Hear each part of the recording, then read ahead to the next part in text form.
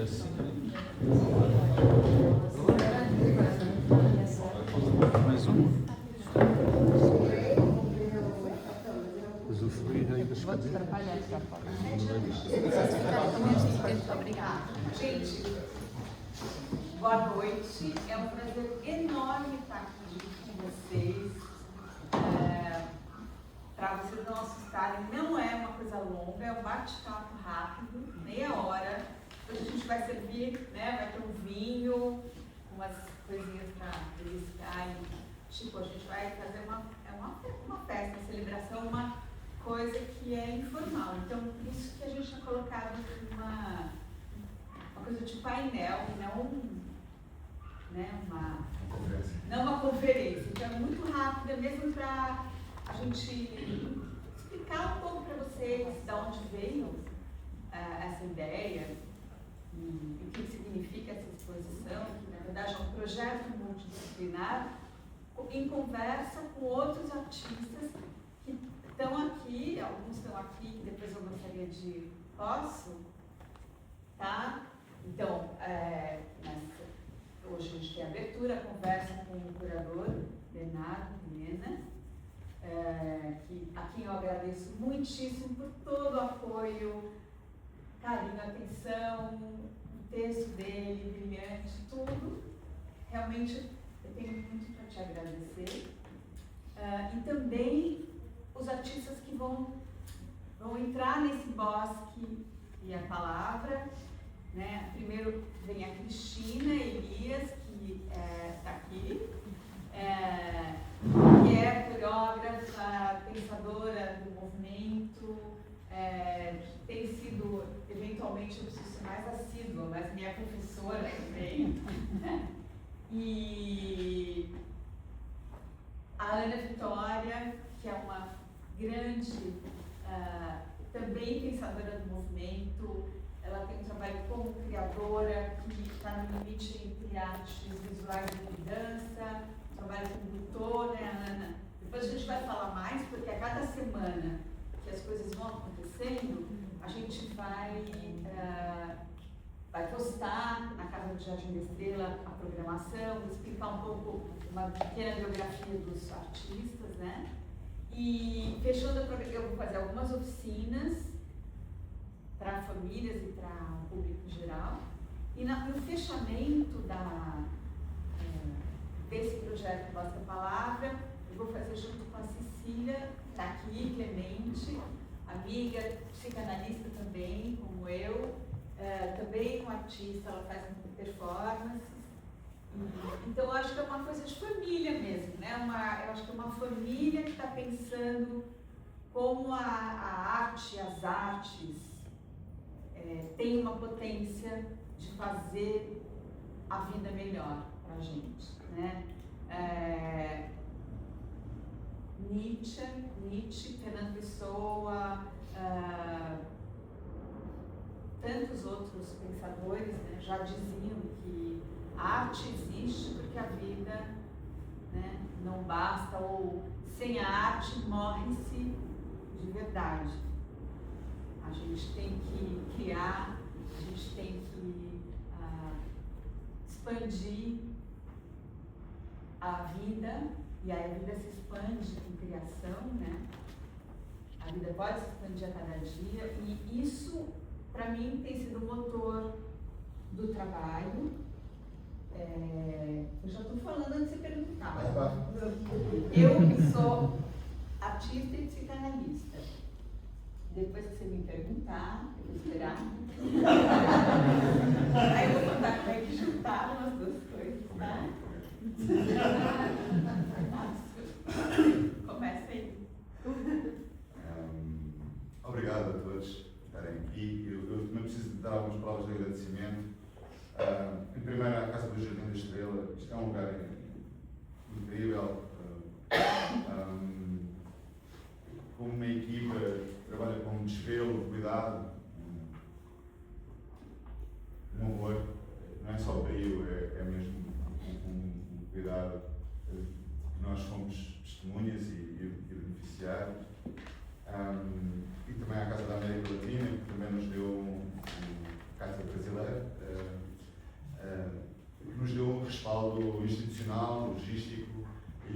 tornou isto possível. É uma conversa que já começou há uns anos, quando nos conhecemos na Casa da América Latina, e começámos a falar sobre o trabalho da Cátia e dos contos de fadas, e ficámos tão entusiasmados. No dia seguinte já estávamos na Casa das Histórias da Paula Rego, também a beber um pouco aquela transfiguração e subversão dos contos de fadas, tal como a Cátia também nos propõe, que tem uma leitura que não é só visual, é política, é literária, e essa foi uma conversa que começou aí e continua aqui, e que nos traz agora para o lugar certo, para a conversa continuar. Aqui na Casa do Jardim da Estrela, quando estamos aqui a falar do bosque e da cura, já vamos também conversar sobre o que eu já pergunto, do que é isto do bosque e a cura, que lugar mítico é este, é um lugar mítico, é um lugar literal, é o dos contos de fadas, é o nosso, é o das histórias. O Walter Benjamin, o primeiro pai, a primeira mãe, eram os contos de fadas. Não é? E eu acho que todos nós vamos ter uma leitura dos contos de fadas, mas tu trazes-nos outra. Mas eu ainda quero saber o que é isto do bosque cura. Não é? Nós vemos aqui os contos de fadas. Por isso é que isto tinha que ser aqui na Casa do Jardim da Estrela. Porque também, num jardim urbano, como é que nós transportamos esse território mítico e aqui o teu visual para o Jardim da Estrela, que era o lugar para isto acontecer. Conta-me lá o que é isto do bosque de cura. Tá. Então, aí eu tenho que contar um pouco como é que... Porque era para eu perguntar como é que é isto da arte e da psicanálise, não é? Não, era perguntar o que você quiser, mas eu vou misturar mesmo, tá? Não é verdade nada. Na verdade, eu não sei se eu te contei isso, mas eu comecei a trabalhar em 2015, eu comecei a pintar usando, além das tintas comerciais que a gente tem disponíveis, eu comecei a usar, a primeira coisa que eu usei foi a violeta genciana para pintar, porque eu falei, nossa, mas tem um brilho muito bonito. Vocês lembram do que é a violeta genciana? É um medicamento muito antigo, é uma tintura. No Brasil a gente usa bastante para coisas de dentes, né, para inflamações, aftas. Mas né, deixa a boca toda roxa. Mas ela tem uma cor e tem um brilho no papel incrível. Eu comecei a usar a violeta genciana, aí falei, lembrei, iodo, rinfocina. Rinfocina, não sei se vocês têm aqui. É um spray amarelo, amarelão, que é um antisséptico poderoso para ser usado em cirurgias. Ele é forte. Daí tem mercúrio, iodo, iodine, né? E aí eu comecei a usar tudo. Começou a virar assim, um banquete farmacológico na minha casa. E aí eu comecei a pedir até conselhos para alguns amigos que trabalham com farmacologia. E aí eu comecei mais recentemente, comecei a fazer eu mesma umas tinturas. Então, tintura de misco, porque misco tem a ver, né, é um medicamento natural para a menopausa.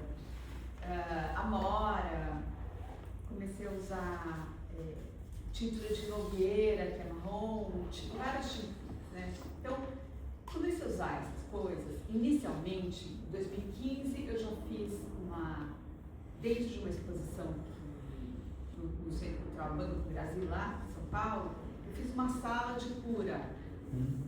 Comecei a colocar essas, eram roupas que eu punha os remédios, pintava, tecidos. Mas aí eu me deu vontade de trabalhar com essa palavra, cura. Aliás, o que é cura, né?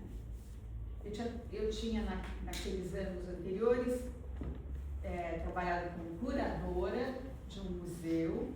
Durante mais de 20 e poucos anos eu trabalhei na curadoria do Museu de Arte Contemporânea, e a curadoria também é uma forma de cuidado, né? Eu estava muito preocupada com essas palavras, com o significado de cuidar, de curar, e aí eu fui estudar psicanálise e Freud, depois Lacan. No Lacan, na psicanálise lacaniana, você tem muito jogo das palavras, e aí eu comecei a pegar muito essa questão do curar, do que é cura, e cura, inclusive, tem uma ligação etimológica com a palavra natureza, bosque, né? E aí veio o bosque de cura. Eu tenho até um texto de um psicanalista com quem eu trabalho, eu faço um pós-doutorado com ele, que é o Christian Dunker, talvez vocês conheçam, e ele fez um texto para mim que ele faz essa ligação entre cura, o bosque e os contos, né? E a palavra. E a palavra. Então, o título desse projeto, que é o Bosque e a Palavra, tem a ver com isso. O bosque é o lugar da natureza, a natureza se relaciona cada vez mais com a ideia de cura, a gente precisa da natureza até como contraponto para esse mundo, né, extremamente rápido, tecnológico, urbano, sobre-humano muitas vezes.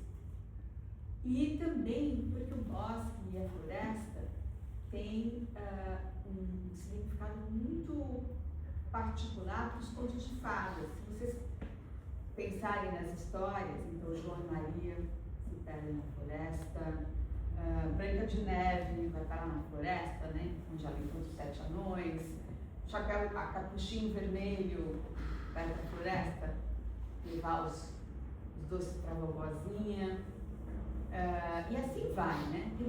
Se você pensar, até a própria Bela Adormecida, quando ela adormece por 99 anos, tudo em volta dela se transforma numa floresta, num bosque. Então, o bosque é um lugar fundamental, é um lugar de transformação, é um ponto de mutação dos personagens nas histórias dos contos de fadas. Então, aí vem o bosque transmuta, o bosque cura, o bosque nos coloca no estado de, né, transposição em relação ao cotidiano urbano e acelerado. E a palavra, então, são as questões da arte, né? E a palavra tem a ver com a psicanálise. A psicanálise é, afinal de contas, de acordo com Freud, cura pela palavra. Enfim, foi aí que surgiu esse projeto que já rodou alguns lugares do mundo, e cada lugar que o Bosque da Palavra chega são obras diferentes, dependendo do lugar onde eu estou, e artistas convidados também diferentes. Então, eu já fiz em Torino, na Itália, em São Paulo, e Nova York, e agora aqui em Lisboa. Isto foi um acaso feliz, descobrir os materiais, a focina, os materiais curativos vieram primeiro, é uma coisa mais intuitiva, e que depois levou para este processo, ou foi ao contrário, ou foi um acaso feliz que proporcionou uma nova linha narrativa. Não sei se é feliz, é um acaso. Não, eu adoro lidar com essa questão do acaso, né?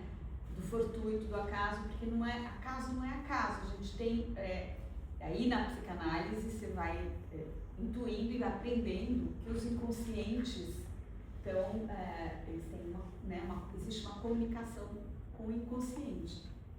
Mas, de fato, eu comecei intuitivamente com a arte e a psicanálise veio por cima. E aí criou-se um campo de negociações, de sentido e tal. Acho que sim. E eu adoro a ideia do acaso, inclusive aqui nessa exposição que ela tem, é uma exposição com pequenos formatos, até pela questão de eu ter trazido no Brasil, mas ela tem uma série pequena dos acasos. Não sei se vocês chegaram a ver, mas tem algumas obras que são manchas, que eu deixo as manchas de tinta se fixarem no papel ou no tecido, e a partir dessas manchas eu vou desenhando e dando algum sentido mais narrativo para elas, né? Porque é um sentido mais narrativo. Eu sou uma pesquisadora de contos há muitos anos, isso é mais antigo.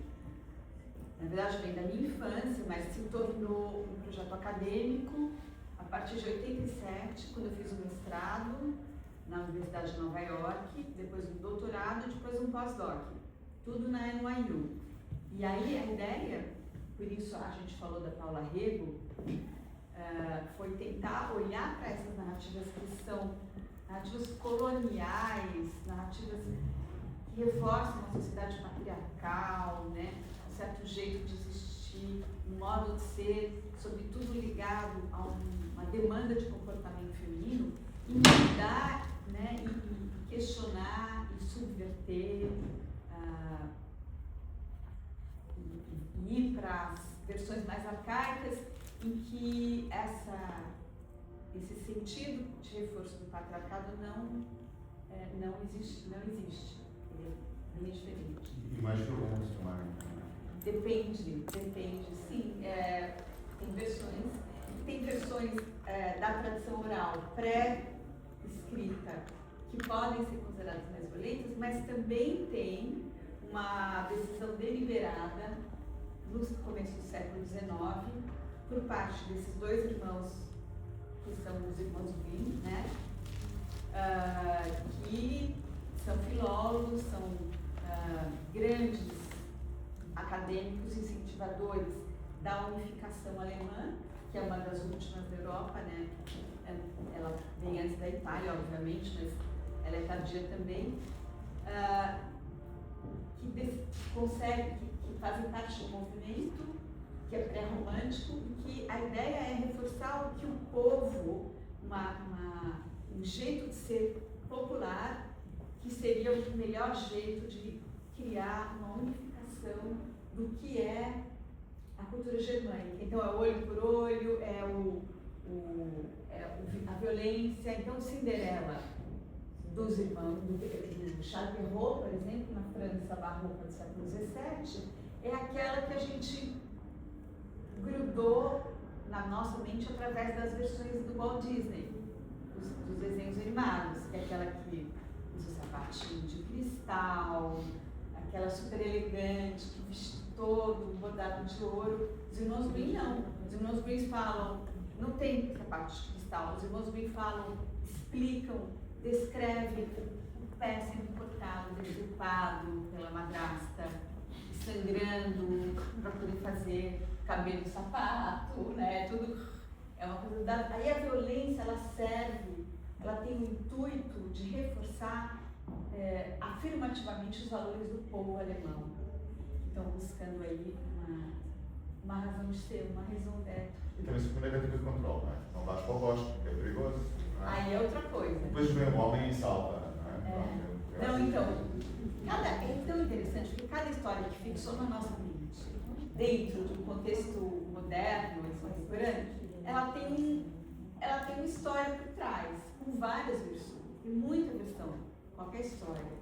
Chapeuzinho, que você está dizendo, capuchinho, vermelho, por exemplo, no Charles Perrault, que é o primeiro a transformar essas histórias em cartilhas de bom comportamento, ela vai para o bosque, ela ouve o lobo, ela vai atrás do lobo e tal. E como é que termina essa história? Ela é engolida, o lobo come essa menina e acaba a história.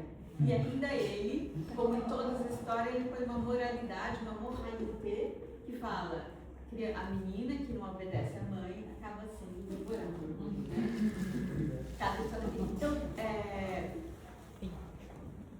o Perrault é assim, os irmãos Grimm, que também estão trabalhando com o capuchinho vermelho também, mas que já estão torcendo pela coisa do povo popular, eles criam a ideia de um lenhador, que depois começa a ouvir o ronco desse lobo que engoliu duas já, né? A vovó é a capuchinho. Vai lá, corta a barriga dele, tira as duas intactas, bota as pedras, costura e ele morre afogado, vai tomar água no rio. Mas É sempre também uma tentativa de controle da curiosidade, não é? E quando aqui, nós estamos aqui a trabalhar o Bosque como esse lugar de curiosidade, de descoberta, não é? Não só aqui na técnica artística, né, na história, mas também se pensarmos como processo, e através da psicanálise, de, pela palavra aí, enfrentar essa floresta e então... depurar os seus sentidos. Exato. É uma coisa de depuração, é assim que eu vejo. Portanto, Esses medicamentos também depuram. como no princípio existe, a arte salva. É isso. É um pouco. A arte potencializa a possibilidade de se salvar. Porque ela te faz a tua vida mais elástica, mais expansiva, né? E a palavra? A palavra também. A existência começa com a palavra. No princípio era o verbo. A construção o princípio era o verbo, né? Lá tem um conceito que é o nome próprio, que é a criação da sua marca, do seu registro, da sua história. Ela vem com o nome, ela vem com a palavra. Nós estávamos a refletir se devíamos ter esta conversa aqui ou lá na sala de exposições, porque eu acho que também dá uma curiosidade grande de onde é que estão os materiais, em que quadros, onde é que estão Mas usados. dá para se perceber, você acha? Identifica. Eu acho que identifica, né? Tem várias histórias, mas eu acho que é mais interessante vocês olharem e perceberem. Por exemplo, tem ali a Rapunzel em duas versões. Tem uma que é o cabelo dela, vai virando um lodo, vai virando planta, porque é muito, né? É o tempo, é o aprisionamento, é o lodo, é a umidade. Tem a mesma Rapunzel grávida, porque a Rapunzel, Rita aqui, ó. A mesma Rapunzel tem, o príncipe quando chega, ele realmente faz sexo com ela e ela engravida de verdade, Rapunzel. Então é uma história que tem várias versões, todas as narrativas criadas e universalizadas pela nossa civilização, elas são, todas as histórias, elas são passíveis de serem modificadas no tempo e no espaço. Então, por um lado, elas respondem a um contexto sócio-histórico e, por outro, elas retêm conceitos que são universais e que são o que fazem a nossa herança como humanidade. Nós temos direito a essa herança. Sim, do jeito que essas histórias estão, elas são histórias coloniais, histórias que nutrem um determinado jeito de funcionar do patriarcado, porém elas nos pertencem. Né? São histórias que a gente pode dar a elas, atribuir a elas jeitos de contar, jeitos de escrever, que dizem respeito a todos nós. Por isso que eu gosto dessas histórias. Né? Então, elas estão aí, né? Então eu cheguei agora da feira do livro de Bolonha, que é uma feira super bacana, que é uma feira dedicada ao RH, né? É uma feira para crianças. E uma das modalidades que foram incluídas agora, fábulas e contos de fadas. Isso foi feito através de uma pesquisa de mercado que mostrou a importância das fábulas e dos contos na herança, na memória humana, né? E na perpetuação da nossa memória. É muito legal isso, faz muito sentido para mim que isso aconteça. Gente, é uma conversa, não quer perguntar nada? Eu tenho uma pergunta. Claro, quem está falando? É a mesma que você já queria responder desde o começo. É assim, um pouco na prática, como é que a arte entra na psicanálise e vice-versa, como é que a psicanálise volta para a arte? Então, como é que se dá esse túnel de passagem entre um e outro, ou é sempre ligado? Né? É possível separar essas duas atividades, ou elas estão sempre conectadas intrinsecamente? No meu jeito de ser, de existir e de praticar a psicanálise, elas estão sempre ligadas, né? Mas isso não quer dizer que um analisante tenha que ser um artista necessariamente numa atuação como artista, vai ser artista da própria vida. Então, tem o filósofo francês Michel Foucault, que trabalha nas últimas obras dele, nos últimos volumes da História da Sexualidade, ele trabalha com a ideia do cuidado de si, né, da arte, como cuidado de si. Ele fala por que nós, humanos, temos que lidar com a arte como alguma coisa fora da gente, né, como a criação de um objeto, e não por que a gente não faz da própria vida uma forma de arte. Então, eu acho que é nesse sentido que aí, para mim, a psicanálise e a arte estão intrinsecamente ligadas, né? Um exercício cotidiano de uma vida que está buscando experiências de recriar-se, de expandir-se, de colorir-se. É nisso. Obrigada. Obrigada por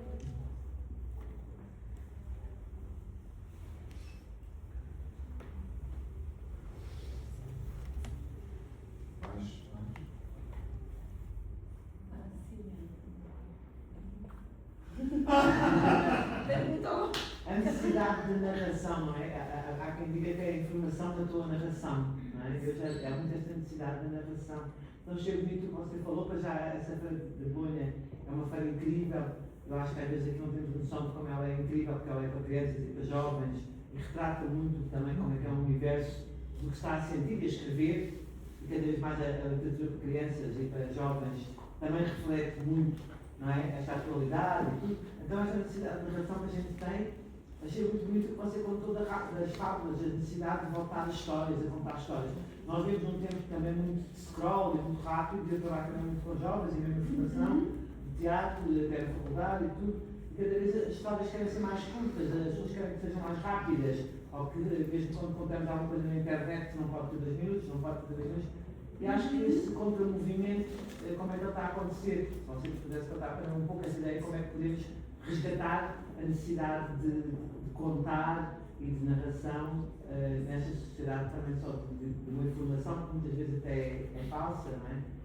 E então é um bocadinho isso, perceber um bocadinho como é que a gente todos pode contribuir para esta forma de contar contos e de se contar, ou também como muitos dizem, não conto, sou contado, como é que me fazem contar? Lindo! Um bocadinho isso. Eu acho que esse é o âmago, né, de tudo. A primeira coisa é a gente se apropriar das narrativas. E primeiro que isso leva tempo, né? Então a questão da experiência e o tempo. Obviamente que outros, né, filósofos já disseram isso muito bem, como Walter Benjamin, o narrador, que a experiência vai sendo a rapidez da vida contemporânea, ela é capaz de matar a experiência, né? Matar a possibilidade de narração, porque a gente vai sendo tolhido o tempo todo limitado dentro dessa aceleração da vida. Então, a primeira coisa que eu acho que tem acontecido e que tem nos impedido de nos apropriarmos das narrativas que estão à nossa volta é a aceleração extrema do tempo, né? Então, tem pessoas que falam que eu acho bem bonito, que é que as flechas do tempo, né, elas perderam o seu sentido e elas estão apontando para todos os lados ao mesmo tempo.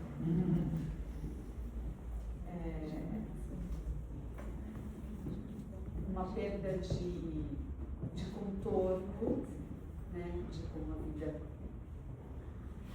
discorre para quase que autodestruição das possibilidades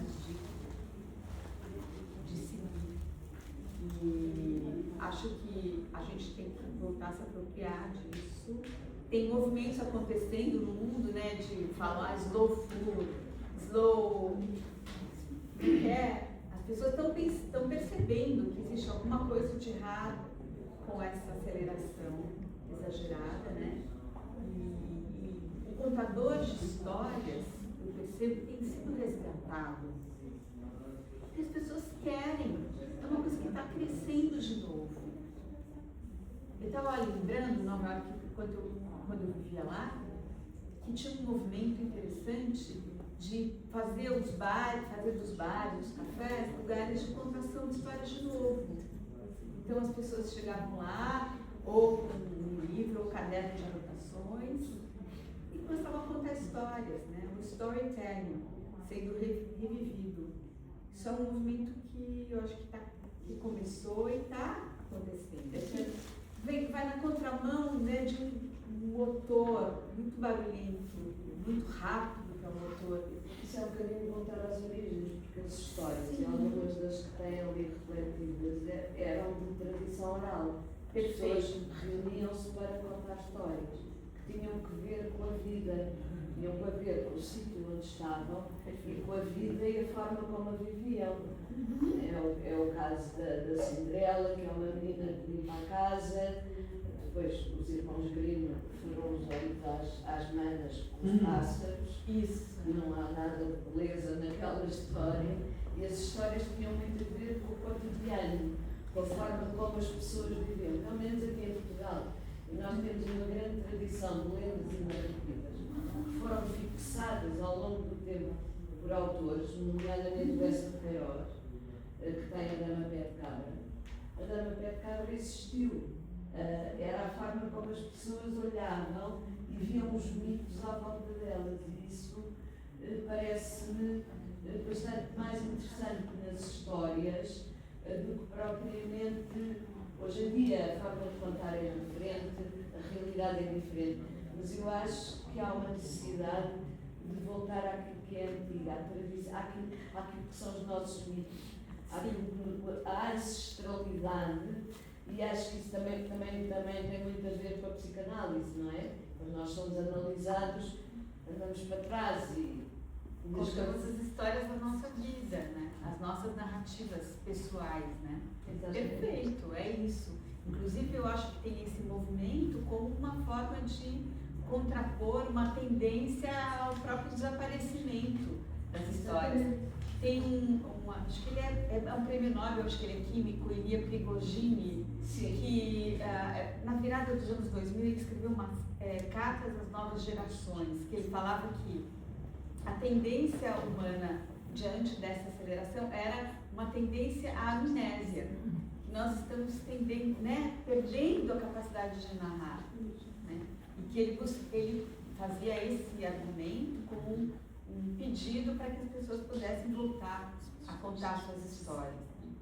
E de fato é o que a gente tem visto acontecer. É um filme, o África Minha, em que ela está, a protagonista está com a lareira, depois de jantar, e ele dá-lhe temas e ela faz histórias. Isso é uma das coisas mais interessantes daquele, para mim, daquele filme, que é muito boring, mas a cena do poder estar um dia a darem temas e a contar histórias ou a inventar a partir de uma coisa qualquer é muito interessante. E é por isso que as histórias passam a ser subversivas, porque são formas de resistência política, sociopolítica, E elas que se opõem a essa do neoliberalismo, do capitalismo neoliberal, super voraz, né? E atropelante, que nos atropela o tempo todo, nos retira a possibilidade de contar. Carla, aí uma curiosidade, a sua produção mesmo, então, diante dessa aceleração toda, desse fazer infinito, dessas múltiplas frentes onde você está atuando sempre. Não é tão múltipla, são duas, basicamente.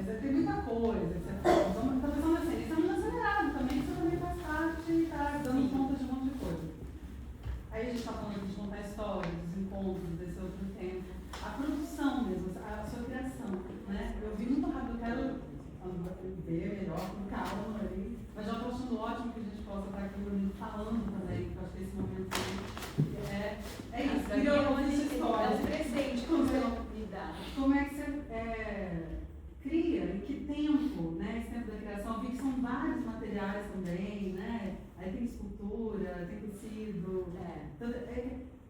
Como é que isso surge, né? Esse tempo da criação, entre o que e o que você cria? É uma nutrição, é assim que eu penso.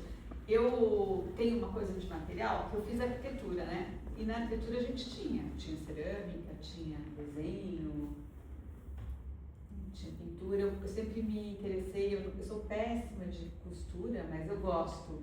Então eu fiz um curso, até estava contando para um curso de costura. Então, eu me interesso. Eu acho que criar com as mãos também é outra forma de resistência, assim. Para mim, a criação vem nesse momento de para toda a loucura, né? Deixa minhas mãos funcionarem agora. Tanto que eu sou incapaz, quer dizer, nunca a gente não diz isso, mas eu não tenho desejo de trabalhar com materiais, suportes tecnológicos. Sabe? Arte de computador, vídeo, não. É bem, sabe, low tech, totalmente manualidade, né? Quase é trabalho manual mesmo. Não tenho essa. É terapêutico, manual é terapêutico, acho que sim, acho que quando eu estava lá usando meus remédios, minhas tinturas, eu estava tentando me curar, né? Sem dúvida. Eu mesma estava tentando me curar, não sei se consegui, mas vou tentando sempre, assim, né? Então é isso, eu acho que vem aí, a necessidade de mexer com a mão mesmo. Eu tenho uma pergunta, por acaso eu vou apanhar o Bando de saber. Eu não sei exatamente como é que pode ser a minha pergunta, porque a pergunta são várias coisas separadas, vamos ver se depois vocês conseguem juntar isso. Então pergunta para ele. Primeiro, esta questão de nós sermos incapazes de pensar a realidade, que é cada vez mais uma coisa que está aí em vídeo de uma forma muito grandecente, não é? Estamos incapazes de pensar. É porque pensamos as coisas sempre da mesma maneira, depois vemos os pontos. E então eu gostava de perguntar a ti, Cátia, que és brasileira, que além de ser uma pessoa cosmopolita, todo mundo, também traz um imaginário que eu tenho vindo ultimamente a perceber isso, com os vários brasileiros com que eu contacto, que há uma fundação muito mais próxima em relação a um saber dos povos naturais, indígenas, que ela conta. Eu gostava de saber os contributos que tu podes trazer com essa viagem toda que tens feito no mundo, Nova Iorque, Europa, Brasil. Já que tu vais ficar cá, não é? Eu estou aqui. Podes dar para alargar um bocadinho, porque nós precisamos alargar a nossa forma de pensar a realidade. Estamos mesmo precisados disso. A gente precisa. O antropoceno, a gente viu o que está acontecendo. Eu lembro uma vez que ia entrevistar o Zé Júlio, ele dizia isso, que agora olhava para as crianças, para os povos indígenas e para os artistas da dança para se inspirar. Sim. E eu acho os que povos originários têm muito para nos ensinar. Eu não tenho o conhecimento que eu quero ter. Os animais também têm muito para nos ensinar, né? A gente tem aqui a Luanda, que também é psicanalista, estuda e trabalha com essa questão em discurso este, dos animais, é maravilhoso o trabalho dela também. Eu acho que tem hoje uma base muito sólida, muito forte de olhar para o que os povos originários podem nos oferecer em termos dessa junção, né, entre o modo de sonhar, por exemplo. Nós estamos perdendo a riqueza dos sonhos, um modo de sonhar que resgata essa, não só uma força,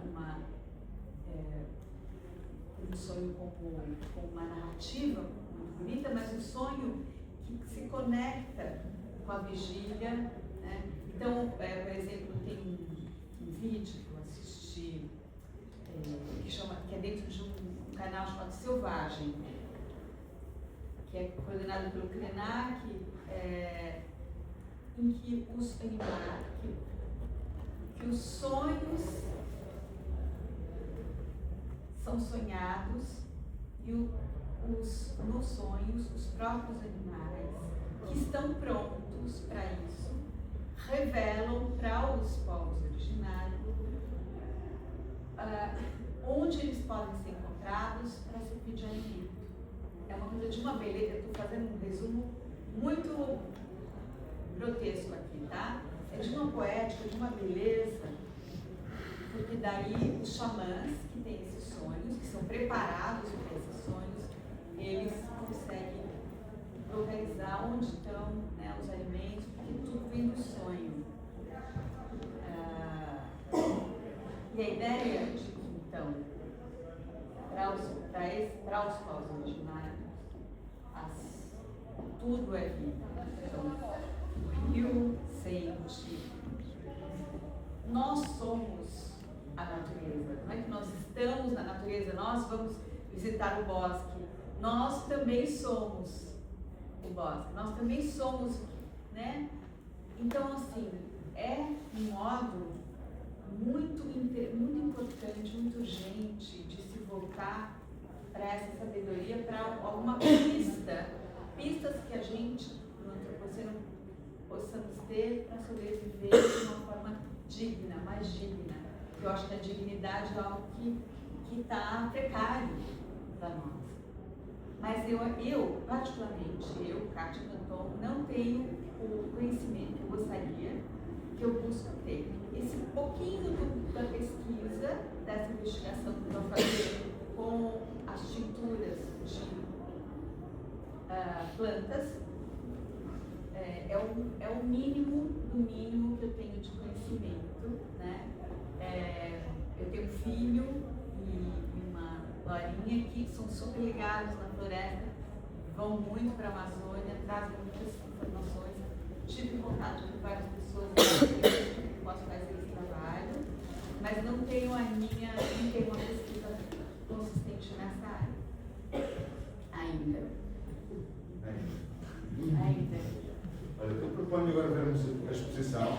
E temos um vinho com outros olhos, não é? Com os olhos já mais contextualizados. E fazemos um brinde também. Hoje é dia de temos festa. vinhos e algumas coisas para... Outras tinturas. E quero pedir uma bela salva de palmas para